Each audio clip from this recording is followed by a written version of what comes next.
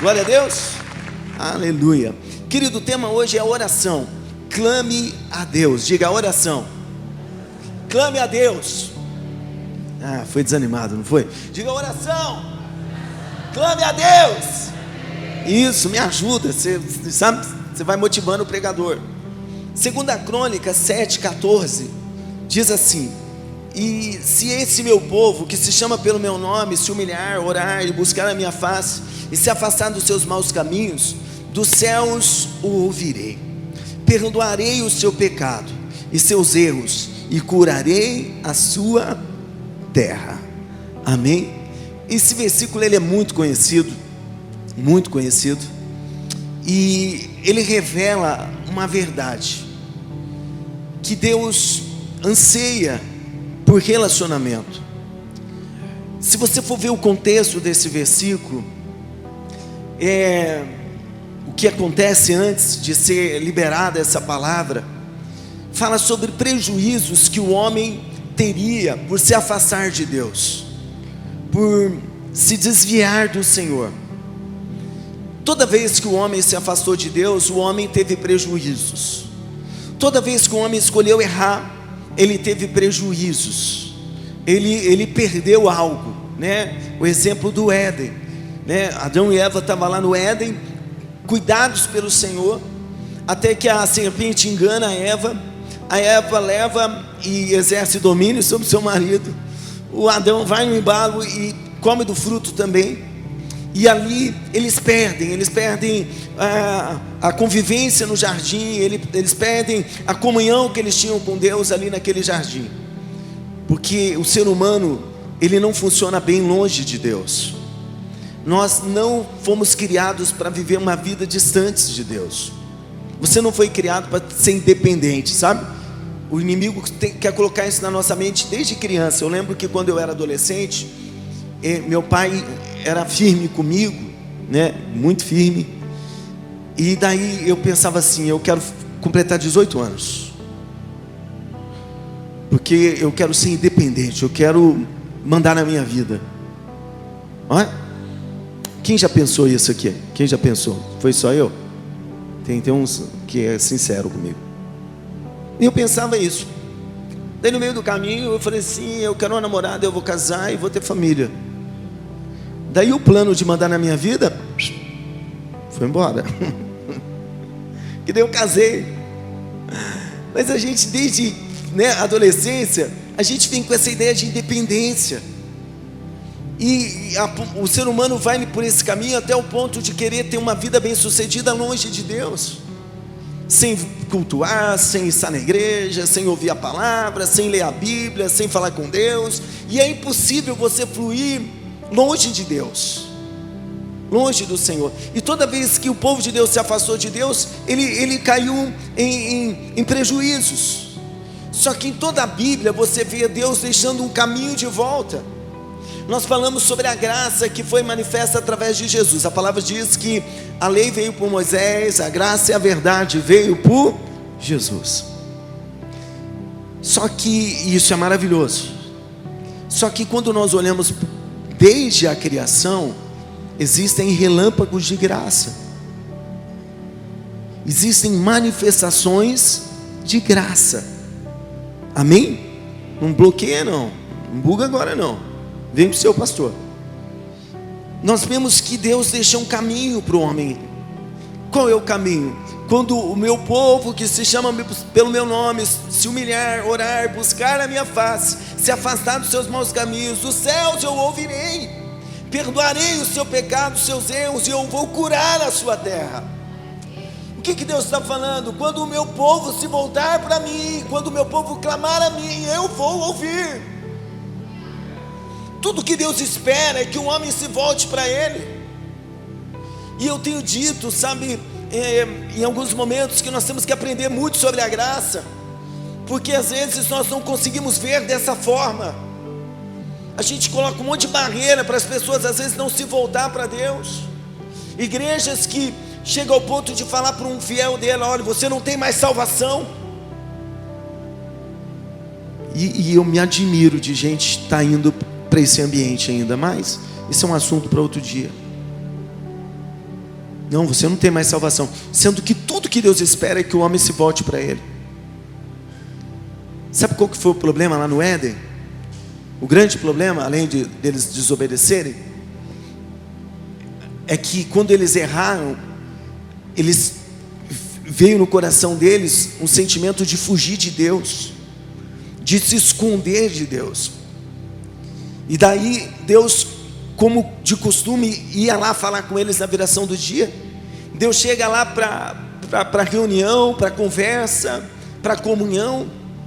E Deus tem que ficar procurando Adão, onde você está, Adão?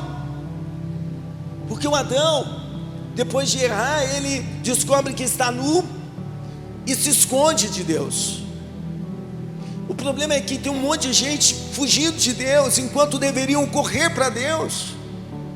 Sabe por que Davi foi tido como homem segundo o coração de Deus? E Davi, que teve um monte de falha, que cometeu um monte de pecado, porque Davi sabia que quando ele falhava, ele deveria se voltar para Deus, que quando ele pecava, ele deveria se humilhar diante de Deus, que quando ele caísse, ele deveria se levantar e correr para Deus. E daí Deus fala assim: achei Davi, um homem segundo o meu coração. Porque ele entendeu o que a gente não entende. O primeiro sentimento quando as pessoas falham é: não vou na igreja, eu não vou cear, né? Eu lembro que minha esposa falou para uma pessoa aqui dentro, um dia de ceia, que falou que não ia cear, falou assim: o seu pecado é maior do que o sacrifício de Jesus? Ele: não. Eu falei: então toma ceia. E daí ele participou da ceia e Deus curou ele naquele momento. Ele ficou bem daquela noite para o outro dia, e entendeu que foi porque ele teve comunhão. Querido, o que Deus espera é que nós nos voltemos para Ele, que você corra para Ele. Tem gente que não ora porque Deus não vai ouvir a minha oração. Deus quer ouvir a tua voz. Você é filho de Deus, amém? Deus quer ouvir a sua voz.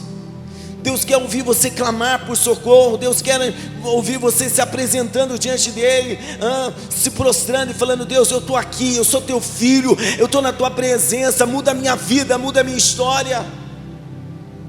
Deus quer isso, irmão. Deus anseia por isso. Mas Deus não vai ouvir qualquer um. Você é religioso, você é fariseu.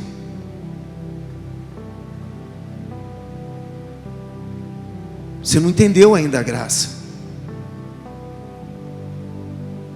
Enquanto há vida, há esperança. Vou te mostrar 2 exemplos aqui para você entender que Deus ouve qualquer um que se volta para Ele. Qualquer pessoa. Jonas capítulo 3. Deus deu uma missão para Jonas ir pregar em Nínive. E o Jonas, na hora, ele não quis, porque o povo de Nínive era perverso. E daí Deus fala para ele: vai para Nínive. Ele pega uma passagem para ir numa direção oposta e fugir de Deus, a Bíblia diz. E daí quando você está fugindo de Deus, as coisas não dão certo, tá bom? Fala para o teu irmão: quando você foge de Deus, as coisas não dão certo. Não dá, irmão, não dá. Não adianta, não. Eu vou sair da igreja, não vai dar certo. Eu vou parar de servir a Deus, não vai dar certo. E daí ele passa por uma tempestade. Os homens do navio querem saber por que daquela tempestade. A sorte cai sobre Jonas. Eles vão descobrir que o Jonas servia o Deus Criador dos céus e da terra. Eles colocam a mão na cabeça, ficam apavorados. O Jonas fala: então me lança no mar e a tempestade vai passar. E eles lançam Jonas, e ele vai parar no ventre de um peixe. E lá no ventre do peixe ele resolve fazer o que Deus chamou ele para fazer. Eu já passei por isso. Quando tudo estava errado, quando eu quase morri pelo Covid, eu fiz uma oração dentro do banheiro. Dentro do banheiro. Falei: Deus, eu vou fazer o que o Senhor quer que eu faça. Deus, o Senhor quer que eu pregue, eu vou pregar o teu evangelho. Deus, eis-me aqui de novo. E o Jonas fez um voto lá dentro daquele peixe. E fez um voto. Eu acho que o voto tem a ver com ele voltar para Nínive e pregar. Falou: Deus, se eu sair daqui, eu prego. E o peixe leva ele, lança ele. Daí no capítulo 3 diz: então a palavra de Yahvé, o Senhor, veio a Jonas pela segunda vez com esta orientação: levanta-te, vai agora mesmo à grande cidade de Nínive. Assim que lá chegar, prega contra ela a mensagem que eu mesmo haverei de entregar. Jonas sem demora obedeceu a palavra do Senhor e partiu para Nínive. E Deus tinha um propósito para aquela grande cidade, cuja extensão levava-se 3 dias para percorrer. Jonas entrou na cidade e caminhou por ela por um dia inteiro, proclamando: eis que daqui 40 dias Nínive será destruída. Olha a mensagem. Eu fico aqui soprando vida e não está fácil, viu? Você ora pelo seu pastor, orai por mim. Eu fico aqui falando: olha, a bondade de Deus nos leva ao arrependimento. A pessoa: não, eu acho que não é assim não. O Jonas foi lá e falou: gente, 40 dias todo mundo vai morrer, Deus vai destruir essa cidade. E o problema é que ele fala isso com satisfação no coração, porque ele não queria a salvação daquele povo. O pastor Jonas queria que aquele rebanho fosse para o inferno. Credo, pastor, ele não queria. Há quem diga, historiadores, que aquele povo era tão perverso que foi o povo que matou os pais dele. Então ele tinha umas questões no coração ali, ele não queria pregar para eles. E ele vai lá e prega essa palavra: ó, gente, vocês vão morrer, daqui 40 dias vocês morrem. E sabe o que aconteceu? Um avivamento. Um avivamento. Porque a palavra diz: então os ninivitas creram em Deus, combinaram um jejum geral, e todo o povo, dos mais importantes e ricos aos mais simples e pobres, vestiram com uma roupa feita de pano grosseiro, a fim de demonstrar publicamente quem reconhecia os seus pecados, estavam arrependidos.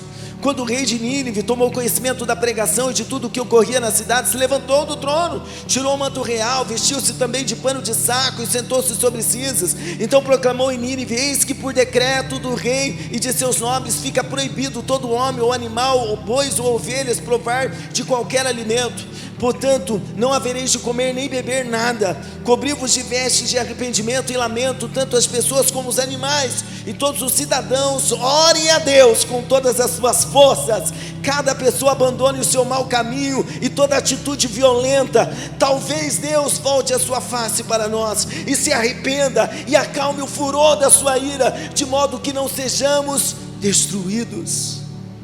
Olha o posicionamento deste povo, que era horrível. Esse povo que era cruel, que era rebelde, que era perverso. Mas quando ouviu a palavra, eles entenderam que a única saída era se voltar para Deus. Havia um decreto de morte sobre eles que o próprio Deus liberou através de Jonas. Mas eles falaram: há 3 dias todo mundo jejua, que nem animal, nem gente, ninguém come nada. Tirou as vestes reais, colocou pano de saco, se humilhou e falou: orem com todas as suas forças, para que talvez Deus se arrependa e não nos mate. Eles foram buscar o Senhor.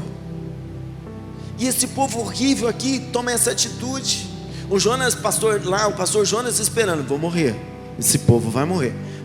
Só que eles fizeram isso. A palavra diz: Deus observou tudo quanto fizeram, como se converteram do seu mau caminho, abandonaram a violência e atendeu às orações do povo. Voltou atrás e não destruiu a cidade como havia ameaçado. 120.000 pessoas clamaram a Deus e foram salvas, porque oraram, porque clamaram a Deus. Pastor, mas Deus não pode ouvir a oração dele. É o Jonas que estava falando isso, viu?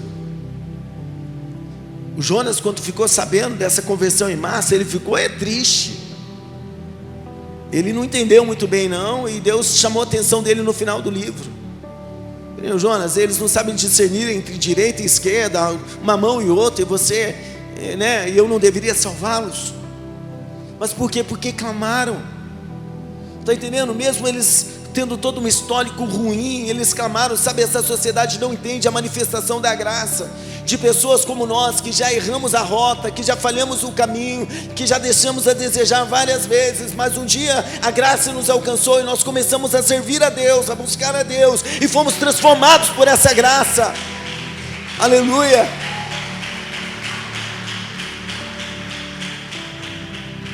Deus ouve aquele que clama, aquele que o busca. Eu disse aqui na quinta-feira sobre o pastor David, que ele servia a Buda, e quando ele foi diagnosticado com uma doença, com tuberculose, ele ficou clamando para Buda e nada aconteceu. Quando ele percebeu que não tinha resposta, ele diz no livro: olha, eu comecei a clamar ao Deus desconhecido. E quando ele clama ao Deus desconhecido, querido, o Deus desconhecido se revela na vida dele e salva ele. Querido, tudo que nós temos que fazer é clamar a Deus. Vem para a presença. Tem graça de Deus nessa casa para você. Deus espera que você o busque, que você esteja na presença dele. Ah, pastor, tem coisas na minha vida. Deixa que Deus alinhe a sua vida. Você não dá conta de alinhar a tua vida, mas o Senhor endireita os caminhos tortuosos, diz a palavra. Ele te limpa, Ele te liberta dos vícios, Ele te liberta do pecado, do desejo do pecado. A Bíblia diz: se o Filho vos libertar, verdadeiramente sereis livres.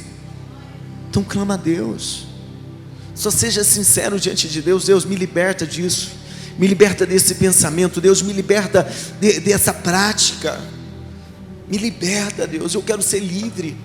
O outro exemplo que eu quero me utilizar é o de Acabe. Acabe foi um dos piores reis de Israel. A mulher dele foi uma prostituta cultual, adoradora de Baal. Terrível, terrível. Inimigo do profeta Elias, inimigo do povo de Deus. Daí a palavra diz que Deus fala para Elias ir lá entregar uma palavra de juízo para Acabe. 1 Reis 21 diz: então a palavra de Yahvé, o Senhor, veio a Elias, o profeta de Tisbé, nesses termos: prepara-te e desce ao encontro de Acabe, rei de Israel, que está em Samaria. Ele está visitando a plantação de uvas de Nabote, aonde desceu para tomar posse. Só para você entender, esse Nabote aqui era um servo de Deus.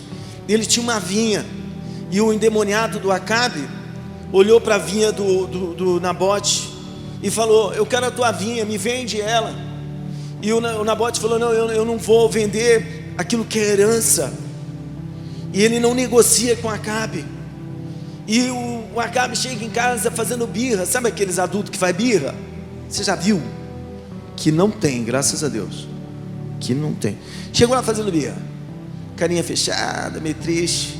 A Jezabel olhou para ele e falou: o que está acontecendo, amor? Não, sabe o que é? A vinha lá, eu queria tanto a vinha, o cara não me deu a vinha. A Jezabel falou assim: ó, você é rei, deixa que eu resolvo isso aí, deixa que eu resolvo. E eles mataram Nabote. Eles mataram o servo de Deus e tomaram a vinha para eles. E agora ele está descendo lá para pegar a vinha. Não, agora a vinha é minha. Aí Deus manda Elias fazer uma visitinha para ele. E quando o encontrar, isso lhe dirás: assim diz Yahvé, assassinaste teu semelhante e ainda tens a impiedade de se apossar de sua propriedade. E diz mais: portanto assim determina Yahvé o Senhor: no local onde os cães lambem o sangue de Nabote, lamberão igualmente o teu sangue. Isso mesmo, todo o teu sangue. E quando Acabe viu Elias, lhe disse: então finalmente me encontraste, meu inimigo? E Elias replicou: sim, eu te encontrei, porque te vendeste para fazer o que diante de Yahvé é abominável. Por isso ele lhe afirma: eis que trarei desgraça sobre ti, devorarei os teus descendentes, exterminarei da tua família todos aqueles que são capazes de urinar na parede e que vivem em Israel, sejam escravos ou livres. E farei com toda a tua casa como fiz com as famílias de Jeroboão, filho de Nebate, e com a casa de Baasa, filho de Aías, porque me provocaste a ira e induziste Israel a pecar. Quanto a Jezabel, assim fala Yahvé o Senhor: os cães devorarão Jezabel junto ao muro de Jezreel. Quem morrer da família de Acabe na cidade, os cães o devorarão, e as pessoas que morrerem no campo, as aves do céu cuidarão de consumir seus cadáveres. Assim jamais houve alguém de caráter semelhante ao de Acabe, que foi capaz de se vender para fazer o que era mal perante Yahvé, o Senhor, sendo instigado por Jezabel, sua esposa. Ele tomou atitudes horríveis, seguindo os ídolos, a exemplo de tudo quanto fizeram os amorreus, os quais Yahvé expulsou diante dos filhos de Israel. Ao ouvir as palavras do profeta, Acabe rasgou suas vestes, cobriu-se de pano de saco, jejuou. Ele se deitava sobre panos grosseiros e caminhava triste e abatido com toda a mansidão entre as pessoas. Esse homem horrível aqui, quando ele recebe uma sentença de juízo de Deus, ele tem uma atitude que muitos filhos de Deus não conseguem ter. Ele começa a se humilhar, ele tira as vestes reais, ele coloca panos de saco, ele começa a andar triste diante de Deus, clamando por misericórdia, sabe, se humilhando diante do Senhor. Ele não aceita aquela sentença pacificamente, não, ele se volta para Deus. E querido, qualquer um, humanamente falando, mandava ele para o inferno. Só que, graças a Deus, Deus não é como a gente, amém? Tem um monte de gente que a gente, de repente, acha que não serve para o reino de Deus, e que Deus escolheu para o seu reino. Gente, nos nossos dias, que estava preso, que foi acusado de algo muito terrível, que nós não aprovamos, mas que a graça alcançou a vida da pessoa, e que a pessoa está subindo em altares para pregar o Evangelho, porque no seu juízo se voltou para o Criador, se voltou para Deus. E o Acabe agora está lá se humilhando diante de Deus. Ah, mas Deus não vai ouvir o Acabe, irmão. Deus não é você, Deus não é a religião que fica falando, olha, você não tem mais jeito, ó, você não tem mais salvação. Deus não é assim, nunca foi. Então, quando ele tem essa atitude, Deus fala com Elias. Então a palavra de Yahvé, o Senhor veio novamente ao tesbita Elias, dizendo: viste como Acabe tem se humilhado diante de mim? Considerando, pois, que ele tem sido humilde em seu proceder diário, não mais trarei a desgraça que prometi sobre ele, agora durante sua vida e reinado, mas a trarei durante o império de seu filho. Sabe, Deus está falando, fala para ele que essa desgraça não vai acontecer na vida dele, que esse mal que eu falei não vai acontecer na vida dele. Eu ouvi a oração dele, eu tenho visto que ele tem se humilhado diante de mim. Agora, querido, se um homem como Acabe conseguiu encontrar a graça de Deus, querido, muito mais você e eu, que somos filhos de Deus a partir de Jesus, a todos quanto receberam, deu-lhes o poder de serem feitos filhos de Deus. Tem graça para nós, irmão. Só clama a Ele, só busca a Deus enquanto a vida há esperança. Está entendendo? Ninguém está aqui para te julgar. Todo mundo está aqui para buscar o Criador, para colocar a vida no altar, para ser transformado pela graça de Deus. Nós estamos aqui com esse propósito. E se eu consigo ver Deus aqui atendendo a oração de Acabe, querido, as nossas orações estão diante de Deus, o nosso clamor está diante de Deus. Ninguém pode nos separar de Deus, ninguém. Nem a morte, nem a vida, nem os anjos, nem os principados, nem qualquer outra criatura poderá nos separar do amor de Deus revelado em Jesus. Ninguém. Então clama. Eu não sei o que você está vivendo na sua vida, mas ora a Deus. Isso aqui é um ambiente de oração, amém, pessoal? A igreja é um ambiente de oração. Já me perguntaram, pastor, por que o relógio de oração tem que ser na igreja? Meu irmão, porque a igreja é um ambiente de oração. É porque o propósito é que, sabe, haja um clima de oração aqui, de busca neste lugar. E é por isso que a gente sai de casa, sai do nosso conforto e vem orar aqui na igreja. Jesus diz em Mateus 21:12: e tendo Jesus entrado no pátio do templo, expulsou todos que ali estavam comprando e vendendo, também tombou as mesas dos cambistas e as cadeiras dos comerciantes de pombas. Jesus chega no templo e o templo estava sendo usado para comércio. E Jesus fica revoltado, derruba as mesas, joga tudo para fora. E Jesus diz assim, e repreendeu-os: está escrito, a minha casa será chamada casa de oração. Vós, ao contrário, estáis fazendo dela um covil de salteadores. O propósito da casa do Senhor é clamarmos a Ele, cultuarmos a Ele, orarmos a Ele. Sabe, eu fico tão sensibilizado quando eu vejo gente chegando na igreja e a primeira ação da pessoa é dobrar o joelho, é falar com Deus. Isso está ficando meio, não está muito comum, mas ainda tem uma geração das antigas que faz essas coisas, que chega, não, antes de eu falar com qualquer um, Deus, eu estou aqui, Deus, vem na minha vida, sabe, tem essa reverência diante do Senhor. Você sabe que tem hábitos que essa geração nossa, a próxima agora, vai ter que reaprender. É uma coisa, né, minha tia, eu tinha uma tia, Ela faleceu, acho que há 2 anos. E se eu chegasse na casa dela e não falasse benção tia, eu apanhava. Você dormiu aqui? Ou não, perdão tia, benção. Tem umas coisas que a gente tinha que resgatar, sabe? Essa questão da benção, essa questão da gente comer na mesa, né? Da gente orar antes de comer. Será que eu pergunto? Pergunto ou não pergunto? Quem aqui tem o hábito de orar para comer? Continua assim. Irmão, essas coisas são boas. Orar para comer. De manhã eu tenho o hábito de falar: bom dia Deus, bom dia Jesus, bom dia Espírito Santo, vem comigo, abençoa o meu dia. Eu estou saindo de casa para vir para a igreja a pé, e estou falando: Deus vem comigo, Deus abençoa esse dia. Você tem que viver isso, falar com Deus constantemente. Eu li em um livro sobre um homem que estava doente em um hospital, e ele tinha uma filha que ia visitar ele de tempos em tempos, e a filha chegou lá e viu uma cadeira do lado da cama do pai, e falou: pai, alguém está vindo aqui te visitar?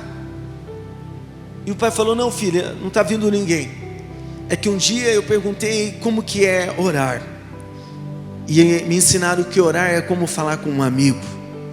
Então eu coloco essa mesa do lado da minha cama, essa cadeira do lado da minha cama, e falo com Deus, e falo com meu amigo.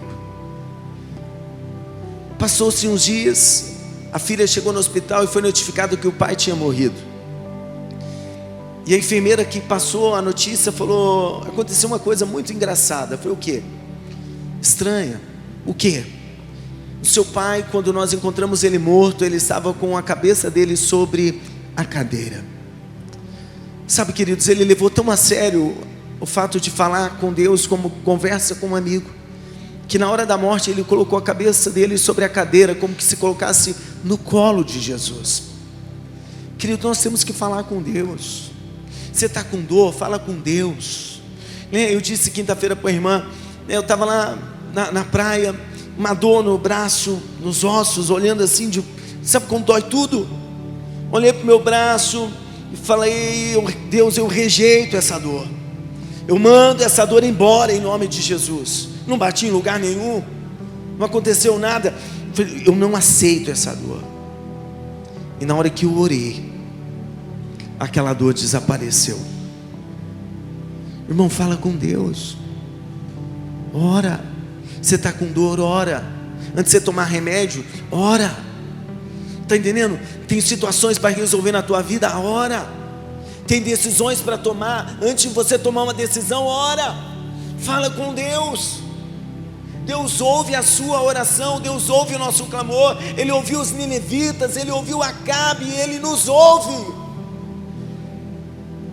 Não sabe como lidar com seu filho? Ora. Deus é pai, e Ele é um pai melhor do que a gente. Ora. E Deus, me ajuda, age na vida do meu filho, da minha filha, abençoa o meu lar. A Bíblia fala que nós devemos orar pelas nossas autoridades. Nós temos um ano que está acontecendo tanta coisa, guerra no mundo. Já fez 1 mês que aquela guerra está ativa lá, e nós somos a igreja, nós temos que orar para que haja paz em Israel, para que haja paz nas nações. Está entendendo? Nós temos que orar nesse ano, é um ano político. Em vez de você ficar colocando a camisa de quem quer que seja, seja qual for a cor da camisa, ora para Deus colocar as pessoas certas no governo da nossa nação. Deus escolhe quem vai ser o próximo presidente, Deus escolhe quem vai ser os governadores, Deus escolhe quem vai governar sobre a nossa terra. Ora pela nossa cidade, por Ribeirão do Pinhal, nós oramos para que haja empregos nessa cidade. Ora também, ora pela rua que você mora, Deus ouve a sua oração. Eu lembro que nós morávamos em Cambé, voltamos a morar na rua de quando eu morei, quando casei. Quando saí de Congonhas, voltei para Londrina e fui morar na mesma rua, na mesma casa. E quando nós chegamos lá, a rua estava virada do avesso, droga, e uma molecada fazendo uma movimentação estranha.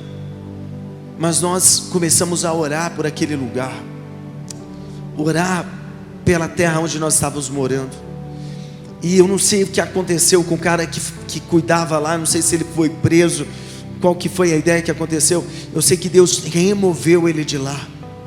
E toda aquela movimentação de droga ali saiu do portão da nossa casa, porque filhos de Deus clamaram a Deus.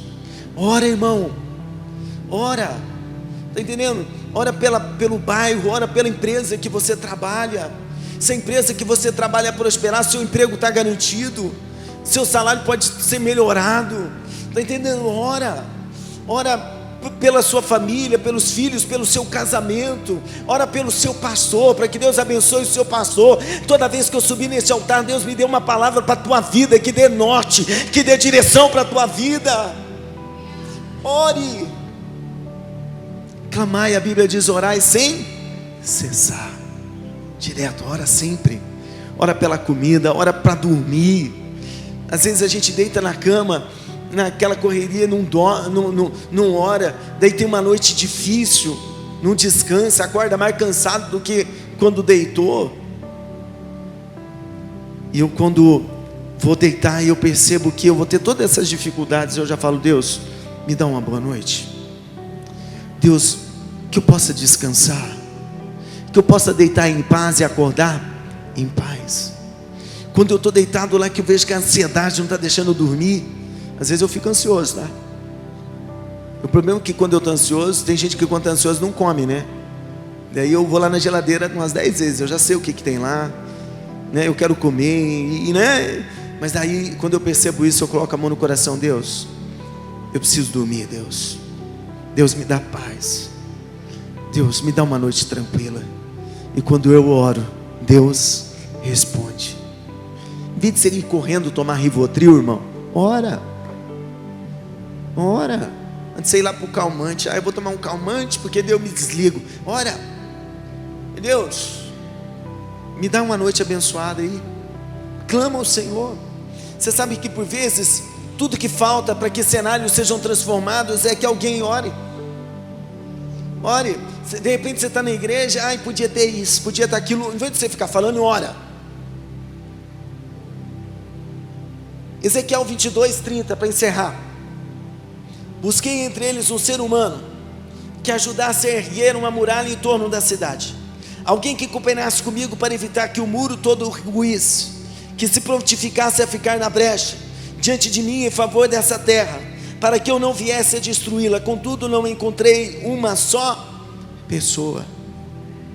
Deus está falando: Ezequiel, eu estava procurando alguém que clamasse pela terra, alguém que se colocasse na brecha por essa terra. Não teve ninguém. Querido, a história da sua família pode ser transformada através da sua oração, através do seu posicionamento. Se nós recebemos dos nossos pais uma herança de maldição, de divórcio, separação, vícios, brigas, a partir de nós, em nome de Jesus, nós vamos deixar uma herança de bênção sobre a nossa descendência, sobre os nossos filhos, sobre os nossos netos, sobre as gerações que virão. Se coloca na brecha. Mas pastor, eu sozinho? Lembra do carcereiro que estava cuidando de Paulo e Silas? Deus abriu a prisão. O carcereiro falou assim: eu vou me matar, porque eles fugiram. Quando Paulo e Silas vem, interrompe ele fala assim: senhores, o que eu faço para ser salvo? Paulo e Silas olham para ele e falam assim: crê no Senhor Jesus, e vai ser salvo você e a sua casa. Um homem, o posicionamento de uma pessoa trouxe salvação para toda a sua família. A Bíblia diz: naquela mesma noite, não foi depois de 30 dias de estudo, não foi depois de um ano de igreja, naquela mesma noite, ele e toda a sua família foram salvos e batizados, desceram as águas. Um homem. Se posiciona, irmão, clama, busca pela sua família, sabe, diga que através de você Deus vai mudar a história da sua família. Diga que portas vão se abrir. Diga que a sua família vai ser próspera. Pastor, minha família nunca teve nada, então a partir da minha vida nós seremos prósperos. Portas vão se abrir, oportunidades vão surgir. Deus nos levará a lugares que nós nunca sonhamos. Se você acredita nessa palavra e recebe, levanta a tua mão e diga: Senhor Jesus, eu recebo a sua palavra, eu creio na sua palavra. Tudo que o Senhor espera é que nós nos voltemos para o Senhor com orações, com jejuns, com uma busca sincera pela sua presença, em nome de Jesus. Amém, Jesus.